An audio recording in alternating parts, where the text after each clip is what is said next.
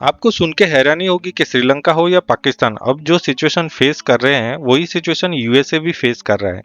US के treasury department ने कहा है कि जून 1 तक यूएस डिफॉल्ट हो सकता है, क्योंकि यूएस ने जितने लोन्स लिए हैं उन सब का पेमेंट डे जून 1 को है और यूएस के पास उतना पैसा नहीं है कि वो सारे पेमेंट्स कर सके।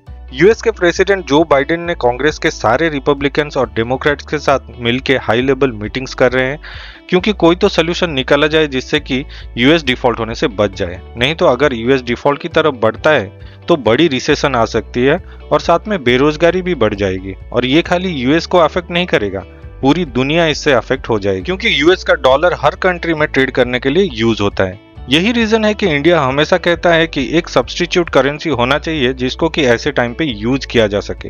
वैसे डेमोक्रेट्स ने एक नया बजट प्रपोज किया है जिसमें 3 ट्रिलियन की डेफिसिट को कट करना और इंडिविजुअल और कॉर्पोरेट टैक्स को बढ़ाना शामिल है।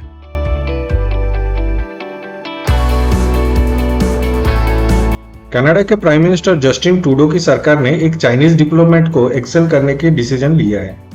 उस चाइनीज डिप्लोमेट के ऊपर कनाडा के स्पाई एजेंसी ने ये आरोप लगाया है कि वो हांगकांग में एक सांसद और उनके रिलेटिव को धमका रहा था। कनाडा के फॉरेन मिनिस्टर मेलानी जोली ने एक बयान में कहा है कि कनाडा ने टोरंटो बेस्ड डिप्लोमेट झाओ वे को पर्सन नॉन ग्रेटा घोषित किया है।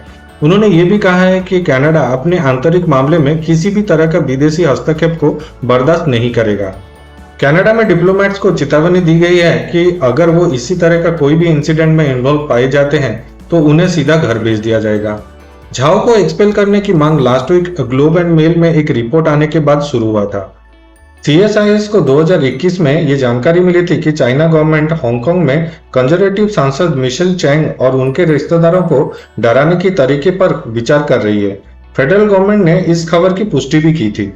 चैंग चाइना में सिंजियांग प्रांत में उइगर मुस्लिमों के ऊपर हो रहे अत्याचार के ऊपर हमेशा ऑब्जेक्शन उठाते आए हैं। चैंग ने अब कहा है कि ये पहले हो जाना चाहिए था। उन्होंने ये भी कहा है कि ये इंसिडेंट चाइना के लोग और उनकी गवर्नमेंट के लिए एक मैसेज है कि अगर वो किसी भी देश के आंतरिक मामले में दखल देते हैं तो उनके ऊपर कड़ी कार्रवाई की जाएगी। पाकिस्तान के ex prime minister Imran Khan को इस्लामाबाद में रेंजर्स ने हाईकोर्ट के बाहर से अरेस्ट कर लिया है। पाकिस्तानी तहरीक-ए-इंसाफ के चेयरमैन इमरान खान को भ्रष्टाचार के एक मामले में अदालत परिसर से हिरासत में ले लिया गया है। पीटीआई के एक लीडर अजहर मौसमी ने कहा है कि रेंजर्स ने अदालत के अंदर से इमरान खान को अगवा कर लिया है। इसके लिए पार्टी ने तत्काल देश भर में विरोध प्रदर्शन करने का आह्वान किया है। चीमा ने पार्टी के ट्विटर हैंडल से एक वीडियो पोस्ट किया जिसमें उन्होंने कहा है कि वो लोग इमरान खान को टॉर्चर कर रहे हैं, मार रहे हैं और उन्होंने मिस्टर खान के साथ कुछ तो कर दिया है।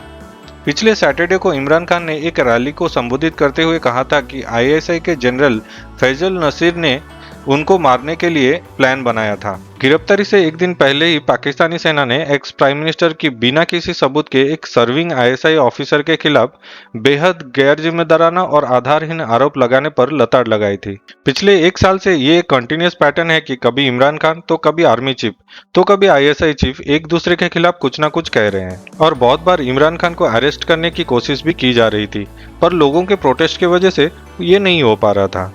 अब पाकिस्तान में सिचुएशन बहुत ज्यादा खराब हो सकता है।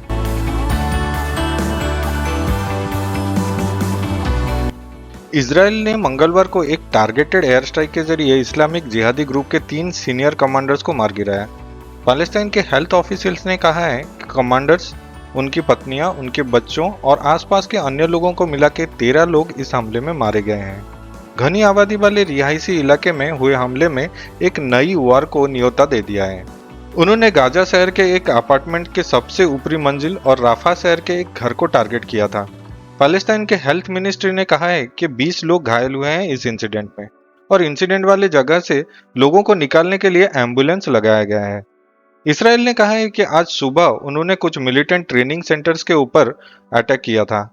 इजरायली मिलिट्री ने गाजा के 40 किलोमीटर के आसपास के इलाके के लोगों को कहा है कि वो बॉम्ब शेल्टर में जाके रहें और वहां पे स्कूल्स, बीचेस, हाईवेज और मार्केट्स को बंद करने का आदेश भी दे दिया गया है, क्योंकि पिछले दिनों ये देखा गया है कि पैलेस्टीन ऐसे ही एयर स्ट्राइक के बाद मिसाइल अटैक करता है। इसके लिए सेफ्टी मेजर के तहत ऐसे स्टेप्स उठाए गए हैं।